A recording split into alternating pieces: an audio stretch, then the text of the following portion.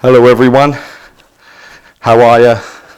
Welcome to Escape the Maze part 21. How's things out there in loopy land? I trust you're all well and handling it as best you can. Guten Tag to my one German subscriber. Like I say, I trust that you're all okay and you're trying to get through this the best that you can, for the ones that know and for the ones that don't know, what are now coming on their journeys to waking up to the horrors of what's actually going on out there in this battleground, which is pretty horrific when you start actually questioning the narrative. So today's video, I want to get into thought forms and what's your thought forms and what are not your thought forms. You know, in my previous videos, I've done a lot with what the mind actually was. So if you're new to this, just check out the earlier videos, you know, like the 1s, 2s, 3s and 4s, and just get into it and just see whether that actually makes any sense to you, you know, or you comprehend what I'm trying to get across, you know. But the thought forms on the battleground, what we take on board as everything in our head is ours. You know, obviously, because if we start questioning what's going on in our own heads, then maybe we might feel we're going a little bit mental. We're going a little bit, well, they're all in my head, so therefore they must be mine. But what about if they aren't? What about if the thought forms, there are massive amount of thought forms actually in your head, what are not yours? So whereas everyone's walking around and have got all this going on in their brain or their mind, and they're taking it on board that everything that is in there is obviously got to be in there, that is theirs. They're taking responsibility for them thoughts in their own heads, right? So, but they're not, but it doesn't quite work like that. So what we're going to do, we're going to start giving the tools to people what are waking up on their journeys or questioning the narrative what's been put out there to them. And that will give them the tools to actually zoom out of their own environment, which is them, and look inside of their own minds and decipher what is theirs and what isn't. Now, I've got a little story on that, you know, what we call Chiselings. And what happened was a while back, I started working in, a lot of years ago I'm talking about now, I wanted to work in a shop environment to see how I got on, you know. So in their reality, in what they'd label me in their physical realm, I come from the building trade work. So I went into a shop, like what sold all this, and started working in the shop. And that was great for me on the way because I had a computer and I could do a load of work on a computer, you know, wake up work. And everyone was oblivious to it and thinking I was working. So that worked out well for me at the time. There was a fella in this shop called Mark, right? And he turned out to be like such an older brother to me. And he was fantastic, this man was. And he really added to my journey. And if you're watching this, Mark, I still remember you, mate. And you've got a special place in my heart, my brother. Thanks, mate, you know. And we used to have these vast talks in the morning. And, you know, we really connected. And his wife was there. And she come in. And that was a great environment. And we were talking about like chiselings quite a lot at the time, and I'll get to what that is. But there was a new lad what started there. I wouldn't say his name in case he's watching, you know, or anything. And he started, and he was a really cool dude of a fella, right? He was like a musician, he was in a band, and he'd just got with a girl. And he just got with this girl, and they fell in love. And you saw it, and I saw it before my eyes, and that was beautiful to see two people come together and actually really fall in love. And he couldn't stand, he was glowing, this young lad, and then she come in, she was a lovely young girl, and that, like, you know, you could see the growth of this love, and that was lovely.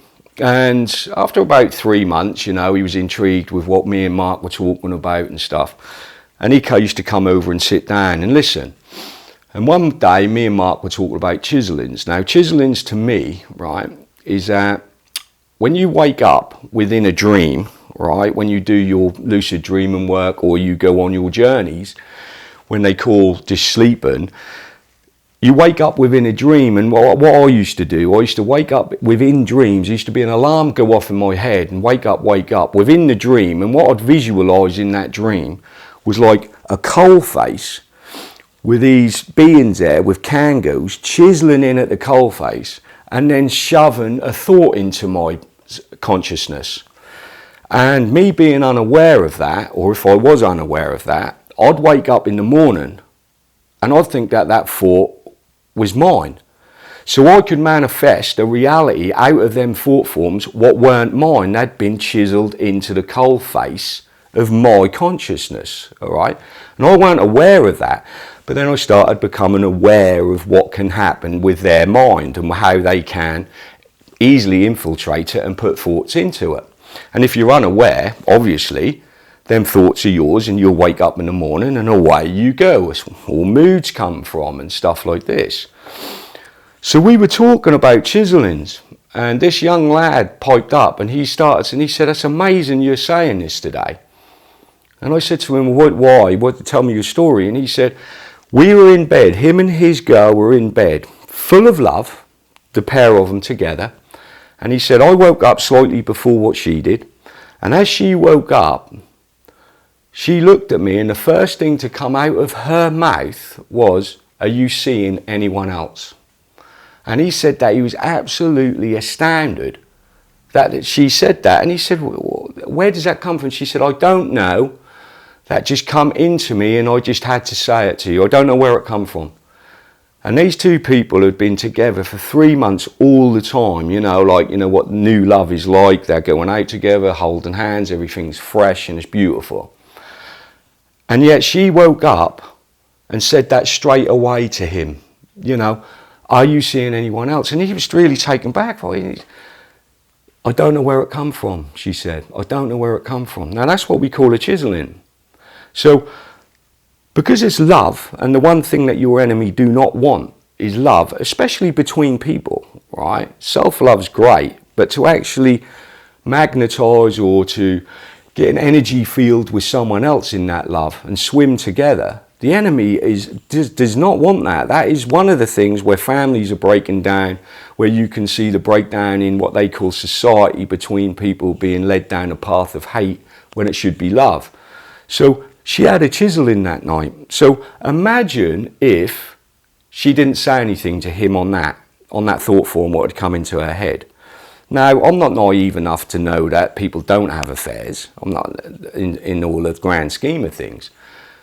But that's a gut instinct. You know when that's going on. But this was just so pure that this thought form had come in and tried to destroy it. So if she hadn't said anything to him, what would have happened is that on the back end of that thought form, that could have grown into paranoia. And with that paranoia, she could have started checking his phone.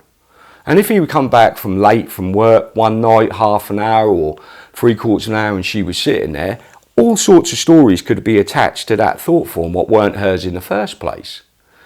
And she could have ended up destroying that relationship with her insecurities. So this is where you've got to be very, very aware of what is going on with thought forms, chiselings in your head. Lots of them in there, I can guarantee, are not yours. They don't belong to you. They're coming in because you're unaware of who you are. And if you're unaware of who you are, you're an open temple for everything to come into you and have a party in there. Drop the thought forms and then you're lost on the path of where that thought form take you.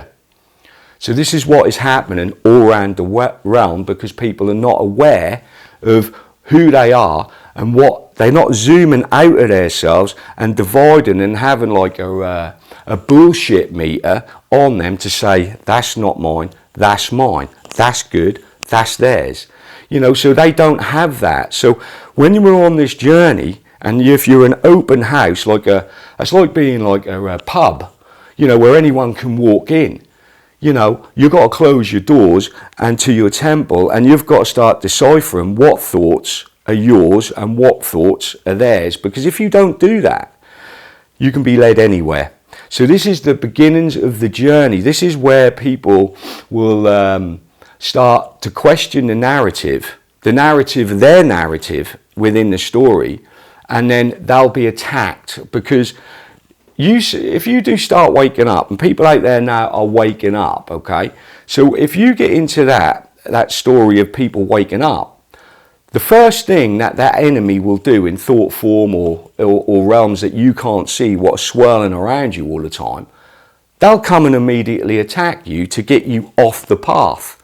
They'll come in to sabotage you, and if you're not aware about that, you'll get shut down, because they can come and attack you at all times if you're not aware of how they do things. You know, these beings are very, very clever at disguising themselves. You know, have you ever met anyone what just come along and just say something to you and you go, well, that ain't them. Well, if that man or woman are not aware of who they are, and something come into them, and chiseling thought come into them, they just say it to you, and that put you off, because they're not aware of who and what is happening to them. So on the story of chiselings and you being aware, this goes really, really deep. So we're going to get some tools on how to counteract what is going on in your head, which isn't yours.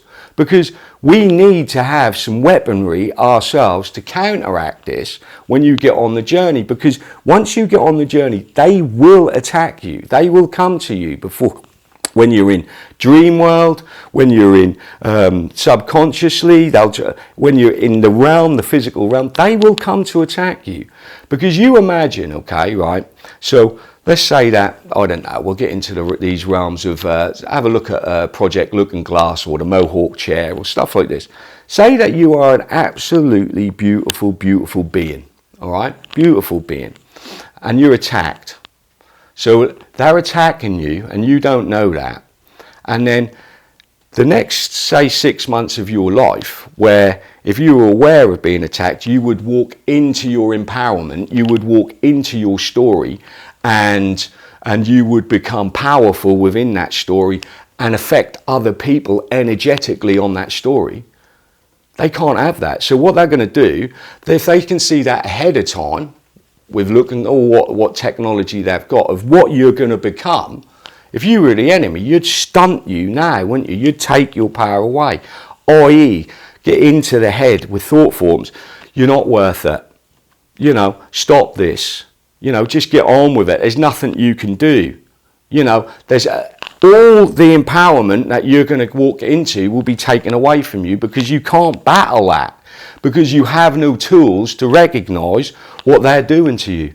So on the journey of waking up, I'm going to start helping people have the tools to combat the thought forms what are going to come to you. And it is a battle, and it is a real battle. You know, we'll get into stuff like suicidal thoughts. You know, you're not worth it. You know, everyone would be better without you. Where do these thoughts come from? Because I can guarantee you they're not yours.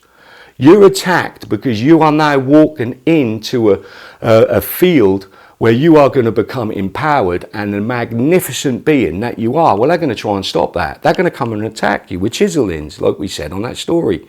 You're going to get filled up with love. Well, they don't want you filled up with love. They want you filled up with unconsciousness and hate. That's what they want on this journey. So we're going to combat that. And we're going to start dissecting thought forms and what they are within us. And these suicidal thoughts. Now, I'm not saying to people out there that, you know, that there are people that need help on this. You know, they are wired up and something's gone pretty much wrong with them and they can't get out of it.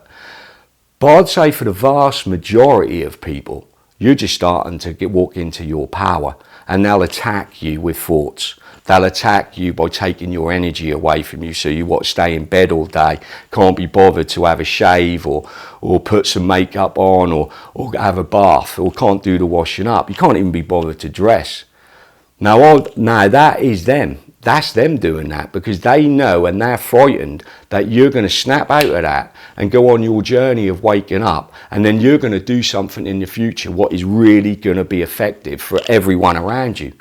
So the battleground is in thought forms.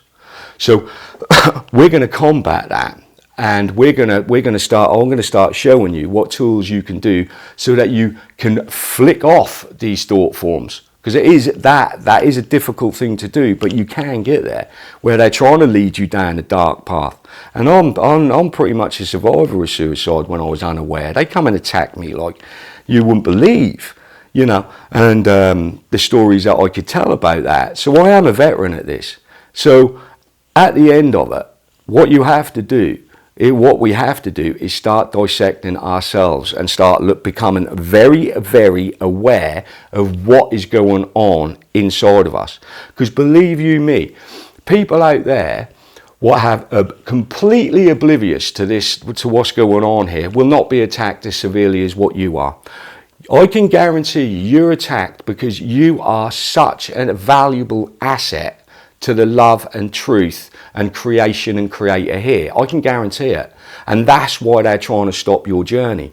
That's why they're coming in. And you have no, if you're early into this, you have no resistance to that. So this is where we're going to add to you, and we're going to get into Dream World and what we do in Dream World and how magnificent you are as beings, because they're going to come for you if you're waking up, and we're going to counteract that.